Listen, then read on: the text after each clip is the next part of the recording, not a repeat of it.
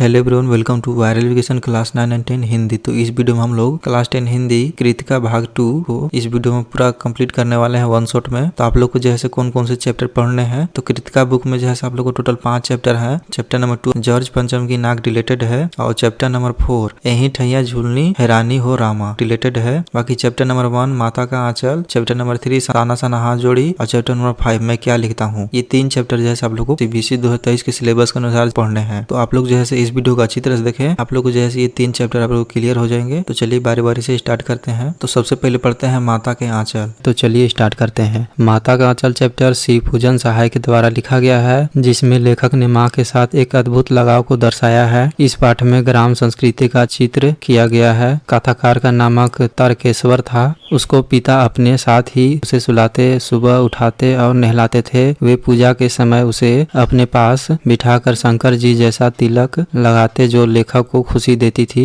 पूजा के बाद पिताजी उसे कंधे पर बिठाकर गंगा में मछलियों को दाना खिलाने के लिए ले जाते थे और राम नाम लिखी पर्चियों में लिपटी आटे की गोलियां गंगा में डालकर लौटते हुए उसे रास्ते में पड़ने वाले पेड़ की डालों पर झुलाते। घर आकर बाबूजी उन्हें चौके पर बैठाकर अपने हाथों से खाना खिलाया करते थे। मना करने पर उनकी माँ बड़ी प्यार से तोता, मैना, कबूतर, हंस, मोर आदि के बनावट नाम से टुकड़े बनाकर उन्हें खिलाती थी। खाना खाकर बाहर जाते हुए माँ उसे झपट कर पकड़ लेती थी और रोने लगती थी। उसके बाद बालों में तेल डालकर कंघी कर देती। कुर्ता टोपी पहनकर चोटी गूंथ कर फूलदार लट्टू लगा देती थी। लेखक रोते रोते बाबूजी की गोद में बाहर आते ही वे बालकों के झुंड के साथ मौज मस्ती में डूब जाते थे। वे चबूतरे पर बैठकर तमाशे और नाटक किया करते थे। मिठाइयों की दुकान लगाया करते थे। घुरंदों के खेल में खाने की पंक्ति में आखिरी में चुपके से बैठ जाने पर जब लोगों को खाने से पहले ही उठा दिया जाता था, तो वे पूछते कि भोजन फिर कब मिलेगा, और किसी दूल्हे के आगे चलती पालकी देखते ही जोर जोर से चिल्लाने लगते। एक बार रास्ते में आते हुए लड़कों की टोली ने मुसन तिवारी को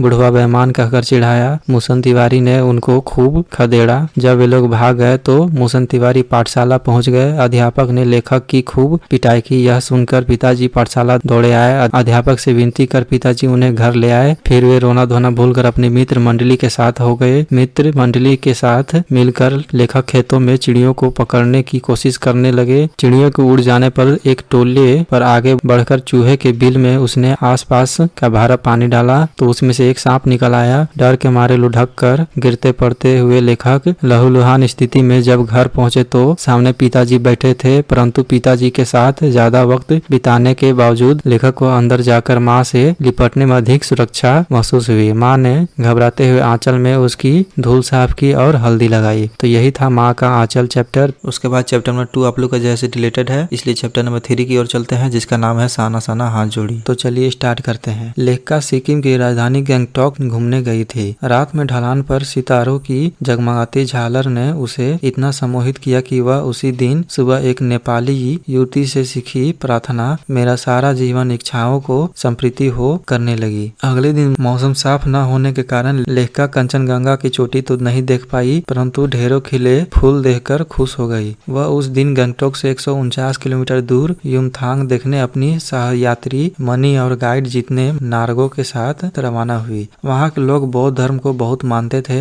रास्ते में उन्हें बौद्ध अनुयायियों की लगाई सपोफद और रंगीन झाड़ियाँ देखी। लेखक कवि लॉन्गस्टॉक नामक स्थान पर हिंदी फिल्म गाइड की शूटिंग का स्थान देखा। वही लेप्चा और भूटिया जाति का शांति वार्ता स्थान भी देखा। एक कुटिया में पापों को धोने वाला प्रेयर व्हील देखा। ऊंचाई पर चढ़ते हुए धीरे धीरे लेखक को स्थानीय लोगों का दिखना बंद हो गया। नीचे घर ताश के पत्तों जैसे छोटे छोटे लगने लगे। हिमाचल की विशालता दिखने लगी। रास्ते संकरे और घुमावदार होने लगे। गहरी खाइयां बादलों में भरी थी। हरियाली के बीच कहीं कहीं खिले फूल भी थे। हिमालय की सुंदरता ने यात्रियों को प्रभावित किया और वे प्रार्थना के लोकगीत गाने लगे। चांदी की तरह चमकती तीस्ता नदी लगातार सिल्लीगुड़ी के साथ साथ चल रही थी। प्रसन्न लेखिका ने भी हिमालय को सलाम देनी चाहिए थी कि जीप चलती हुई सेव स्टीर्स फॉल के सामने आ खड़ी हुई। झरने की कल और ठंडक ने लेखिका के मन की सारी दुर्भावनाओं को खत्म कर दिया। सत्य और सौंदर्य की अनुभूति से वह भाविक हो उठी। आगे बढ़ने पर बादलों की लुका छिपी के बीच हिमालय की शोभा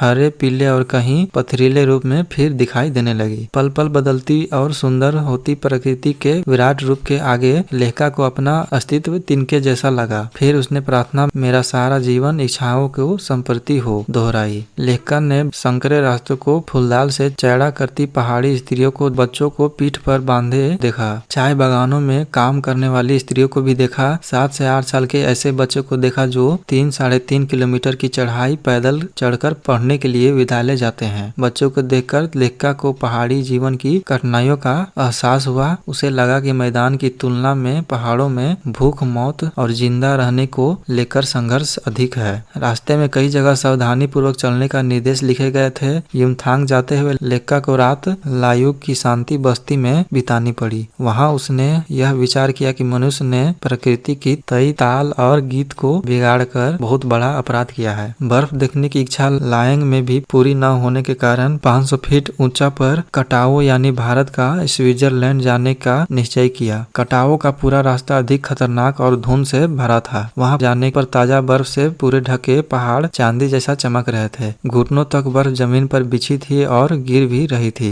यात्री आनंद उठाने लगे। लेखिका ने भी उस सुंदर दृश्य को हृदय में समेट लिया। वह विचार करने लगी कि शायद ऐसा ही सुंदरता से प्रेरित होकर ऋषियों ने वेदों की रचना की होगी और जीवन के सत्यों को खोजा होगा। कड़कड़ाती ठंड में पहरा देते फौज की कर्तव्य निष्ठा ने लेखिका को भावुक बना दिया। रोडोडेंड्रो ने फूलों की घाटी को देखा। युथमंग कटाओ जैसा सुंदर नहीं था। वहाँ एक सिक्किमी स्त्री ने उसका परिचय जब इंडियन कहकर दिया तो लेखिका खुश हो गई। रास्ते में गाइड नार्गो ने चांदनी रात में गुरु नानक के पद चिन्हों वाला ऐसा पत्थर दिखाया जहाँ कभी उनकी थाली से चावल छिटक कर बाहर गिर गए थे। रोडोडेंड्रो ने खेदुम नाम का 1 किलोमीटर का ऐसा क्षेत्र भी दिखाया जहाँ देवी देवताओं का निवास माना जाता है। नार्गो ने पहाड़ियों के पहाड़ों, नदियों, झरने और वादियों के प्रति पूज्य भाव की जानकारी दी। कप्तान शेखर दत्ता के सुझाव पर गैंगटोक के पर्यटक स्थान बनने और नए रास्तों के साथ नए स्थान को खोज करने के प्रयासों की भी जानकारी दी।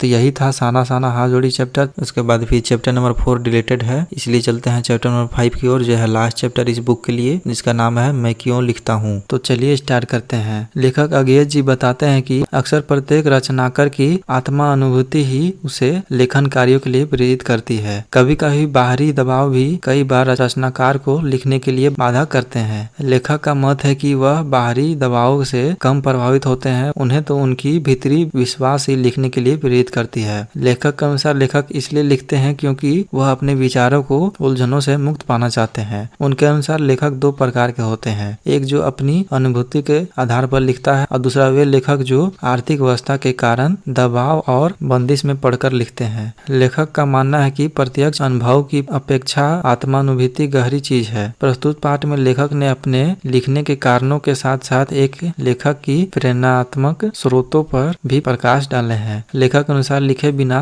लिखने के कारणों को नहीं जाना जा सकता है। वह अपनी आंतरिक व्याकुलता से मुक्त पाने तथा तटस्थ होकर उसे देखने और पहचानने के लिए लिखते हैं। एक लेखक या रचनाकार को अनुभव सामने घटी घटना को देखकर होता है, किंतु अनुभूति, संवेदना और कल्पना के द्वारा उस सत्य को भी ग्रहण कर लेती है जो रचनाकार के सामने घटित नहीं हुआ। फिर वह सत्य आत्मा के सामने ज्वलंतक प्रकाश में आ जाते हैं और रचनाकार उसका वर्णन करते हैं। लेखक अज्ञेय जी बताते हैं कि उनके द्वारा लिखी हिरोशिमा नामक कविता भी ऐसी है। एक बार जब वह जापान गए तो वहाँ हिरोशिमा में उन्होंने देखा कि पत्थर बुरी तरह झुलसा हुआ है और उस पर एक व्यक्ति की लंबी उजली छाप है। विज्ञान का विद्यार्थी होने के कारण उन्हें रेडियो धार्मिक प्रभाव की जानकारी थी। उसे देखकर उन्होंने अनुमान लगाया कि जब हिरोशिमा पर परमाणु बम गिराया गया होगा उस समय वह व्यक्ति उस पत्थर के पास खड़ा होगा। परमाणु बम के प्रभाव से वह भाप बनकर उड़ गया, किंतु उसकी छाप उस पत्थर पर ही रह गई। लेखक को उस झुलसे हुए पत्थर ने झकझोर कर रख दिया। वे हिरोशिमा पर गिरे गए परमाणु बम की भयानकता की कल्पना करके उन्हें बहुत दुखी हुआ। उस समय उन्हें ऐसा लगा मानो वह उस घटना के समय वहाँ मौजूद रहे हो। इस त्रासदी से उनके भीतर जो व्याकुलता पैदा हुई उसी का परिणाम उनके द्वारा हिरोशिमा पर लिखी कविता थी। लेखक कहते हैं कि यह कविता हिरोशिमा जैसी भी हो पर वह उनकी अनुभूति से पैदा हुई थी, यही उनके लिए महत्वपूर्ण था। तो इतना ही जो था से सीबीएसई 2023 के सिलेबस के अनुसार जैसे कृतिका भाग 2 में पढ़ना था। तो आप लोग को जो है अच्छी तरह से एग्जाम देना है। एग्जाम के लिए बेस्ट ऑफ लक। तो इसी के साथ वीडियो को समाप्त करते हैं। आप लोगों का बहुत बहुत धन्यवाद। Thank you.